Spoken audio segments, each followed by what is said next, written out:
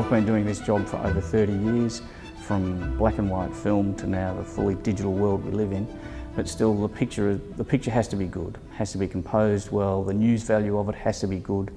The news value of it is even more important these days when we can make it an immediate thing online for our readers who want to see it, whether they see it on their iPhones, their smartphones, or at home on the PC or at work at the PC. With photojournalists and professional photographers, the use of digital cameras has made them able to file pictures a lot quicker. And certainly, through iPad or the use of the iPhone, they can live file. And this has really helped to serve as a digital-first newsroom. So if something was happening in Surrey Hills or, breaking news, within 15 minutes, well, a lot quicker than that often, they can actually file the picture to go online. So the big trick now is not just to take great pictures that engage our audience, but also things that we can then transmit and put up virtually instantly online. So the technology is now there for the photographer to shoot what we thought was revolutionary to shoot from a laptop, but now we actually can shoot direct from a camera and have that picture almost instantly put up online through various devices using wireless radio networks or 4G networks. I think technology has driven the need for immediacy, and certainly a lot of people have caught on to, even the rural, you can see pictures of an African boy in a rural environment. They're using an iPhone. People are obsessed with images, and I think it's not so much about meeting the demands of a newsroom. It's about having to sort of share their moment with their family, through Facebook, through in the internet. I feel that images are absolutely pivotal to what we do at The Vine, especially Instagram, because our audience are so tapped into that social media realm. They like to see photos, they like to understand what's going on, not just in a verbal sense, but they just want to see it as well. So I guess when you're, a case in point, Kate Upton seems to be very popular with our readers. Can't imagine why.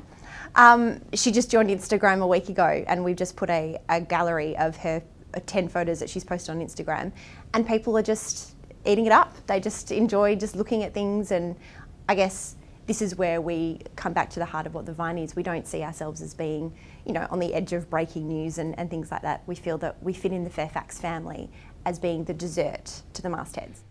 Journalists have to be ready to take that snap, even if there's no photographer prepared, even if they we weren't expecting to need to be ready to take a shot at a particular moment.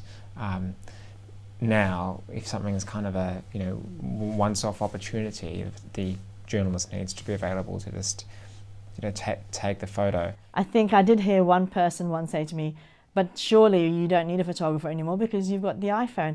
And I thought that's quite sad, isn't it? Because obviously that person doesn't really have an understanding of what it takes. So what my advice would be is to sort of look at photographs not just as decoration, actually look at it and analyse how could that particular lighting have been achieved.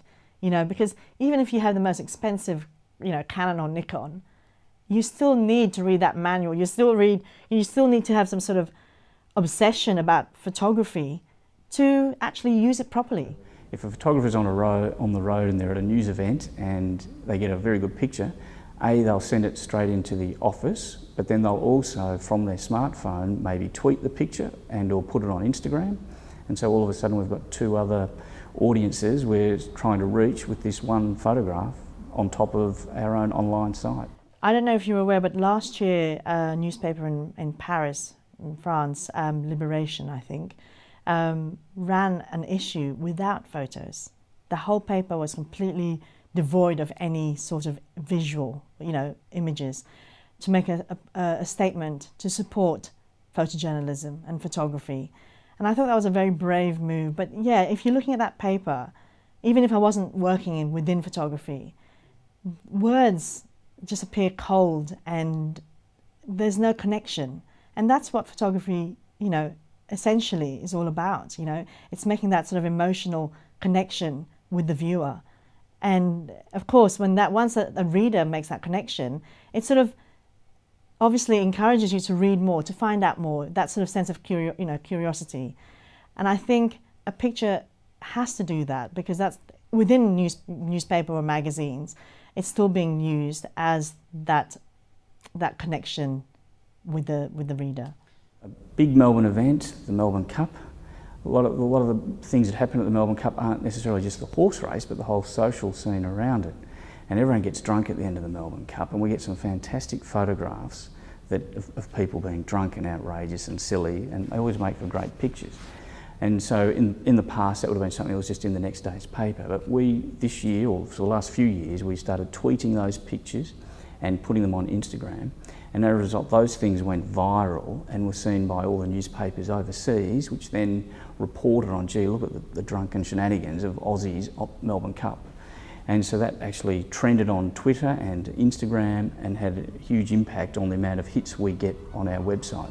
So the figures went through the roof that day.